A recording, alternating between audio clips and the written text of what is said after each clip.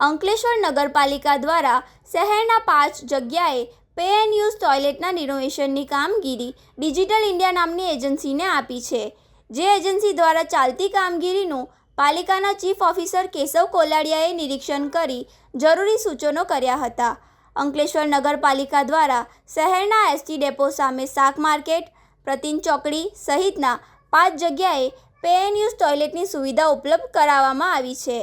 આ pay and use ટોયલેટના રિનોવેશનની કામગીરી એજન્સીને સોંપવામાં આવી હતી. એજન્સી દ્વારા રિનોવેશનની કામગીરી હાથ ન ધરાતા પાલિકા દ્વારા વારંવાર નોટિસ આપવા છતાં કામગીરી કરવામાં આવી ન હતી, જેના કારણે પાલિકાને સ્વચ્છતા સર્વેક્ષણમાં નેગેટિવ માર્ક આપવામાં આવતા પાલિકા દ્વારા એજન્સી બદલવાની ફરજ પડી હતી અને બોર્ડની મિટિંગમાં એજન્સીને બદલીને ડિજિટલ ઇન્ડિયા નામની કંપનીની એજન્સીની નિમણૂક કરવામાં આવી હતી. નવી એજન્સી દ્વારા શહેર એસટી ડેપો, પ્રતિમ ચોકડી, શાક માર્કેટ સહિતના સ્થળે પે એન્ડ યુઝની રિનોવેશનની કામગીરી શરૂ કરી છે. ચીફ ઓફિસર કેશવ કોલડિયાએ કામગીરીનું નિરીક્ષણ કર્યું હતું અને જરૂરી સૂચનો કર્યા હતા.